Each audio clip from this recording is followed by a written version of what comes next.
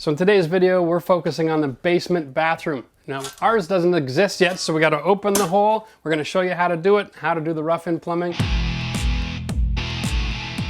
So we're making this video for homeowners who want to add a bathroom to their basement. You don't need to know everything, you just need to know who to call. So in this environment, what we've done is we've taken our chipper that we rented from the local building store, and we made a small hole. And all we did is move the gravel around, and this is actually quite simple. You can move the gravel from underneath the hole, and then this concrete, it doesn't have any strength. And you can just smash it right off. So anybody can make a hole in their basement. It's not tricky. So what we have to do is we expose all of the pipes, and having a basic understanding of what they're going to be doing is important. So we had the plumber come by earlier with his camera, and we knew where the lines were. So we're just opening up a hole for him to work in. Now, before we get started, we want to save the time. We're going to cut this out because after they put in all of their drains, they're going to need venting as well. So that vent is going to come over here up our wall. And so what I'm going to do is we've attached our plate to the concrete on both sides. We're just going to cut out some wood and smash a little bit of concrete out of the way so that when they get here, they're good to go. And I don't want to have to pay them to do something I can do myself.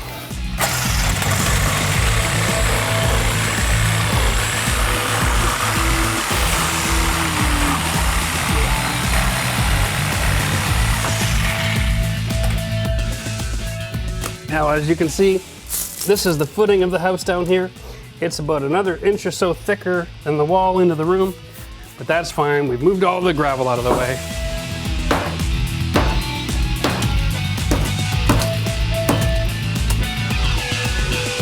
Just a little bit more,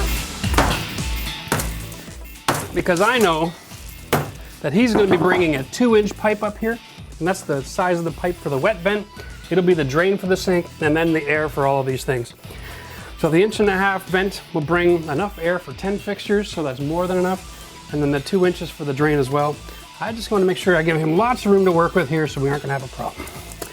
There we go. Now we're all set up. We just got to wait for the plumber to arrive.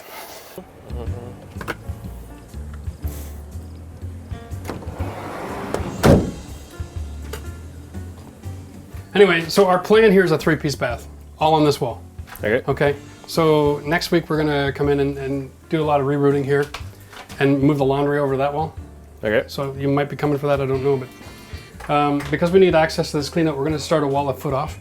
So we have access to it. We have a 4-foot shower we're gonna put here.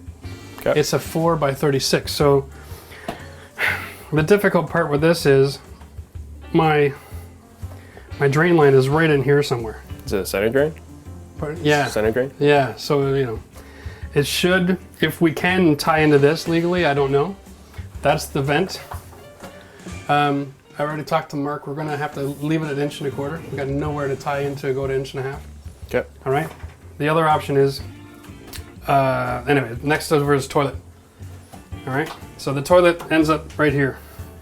Okay. So what I was originally thinking when I opened the floor was if we could interrupt the pipe here and bring it across and then come down, we can use this straight to the toilet and run off of it to go to the sink. Does that work? Give or take. This one just goes to the floor drain, by the way, and that's it. Okay. Yeah, that should work. Something like that will work? Yeah, we can get something like that. Okay. So we got a hole over there for the wet vent for the sink. Perfect. All right, and then we're just gonna come up to the ceiling. We're gonna do a box. So when you're doing your venting, if you come to here, and then we can just run a line over there and just cap it for now. Okay, you're gonna drop it. Yeah, we're gonna drop the ceiling and rerun all this, so we just bring a line over. Perfect. Underneath the joist. That way I have room to bring out my exhaust for the dryer and all that shit, right? Yeah, that's my center line for the toilet. Okay. That's going up. We're doing IKEA wall mount sink, right? Perfect. So that's why it's the really off center because of those stupid IKEA drains. Yeah.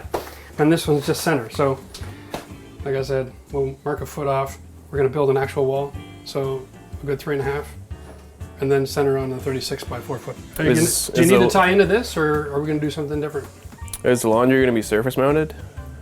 Or behind that wall kind of thing? We're thinking of actually running that over here, because we're going to do a 2 by 6 wall. Okay. All the way down the side. And then we're thinking of just taking this and running it over. Is that 2-inch? That's 1.5 inches. That's the drain, is the This clean out is a 2. Yeah. Yeah, we could go from there. Yeah. Does that work? Yep. Beautiful. So whether this is 6 or 7 inches, whatever we need to facilitate that, we'll make it work. Sounds good. All right. And then, like I said, because these are all connected from the cleanout over there, we'll have access for legal reasons, but we'll probably do any of our snake training from over there. Yeah. All right. So all we're doing is bringing those 3 new items onto this line. The laundry will take off for this cleanout, and then we're good. Perfect. Sweet. It's got counter quarter there. Well, there's all your water. Perfect. I guess they put the damn brick in the wrong spot.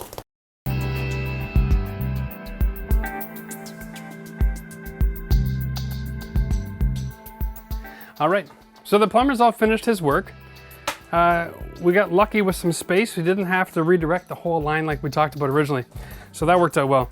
So what he did is he uses these fantastic rubber clamp systems where he has a fitting and he adds a little stem of pipe on each side, cuts the existing line, takes the rubber fitting, rolls it back, sticks this in place, rolls it back over, clamps it on, boom.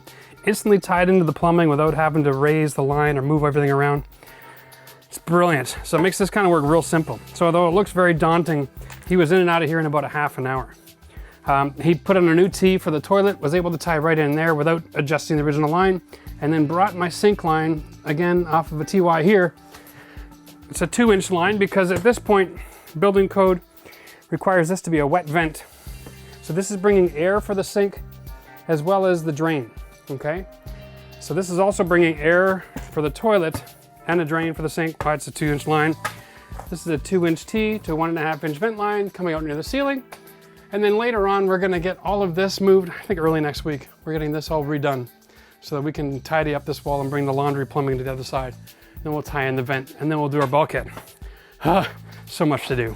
So make sure when you're doing this kind of work, your toilet flange, they come with these sealed up caps and it's just a hammer out, okay? So it's really great. Keep the sewer gas from coming in the room. Use test caps on anything else sticking out of the ground. You can see these are just compression fit. Feel about the local building store, okay? Keep that sewer gas from coming into your house. The other thing we've done here is we've got our Tapcon screws. We've pre-screwed our flange to the concrete. Doesn't exist yet. It's actually easier to put the screws in place and then pour the concrete afterwards. Then you don't have to drill. So that'll set that up perfectly. Guys, if you like these kinds of videos and this information is helpful to you, then by all means subscribe if you don't. Like it if you haven't. Fantastic, we'll see you there.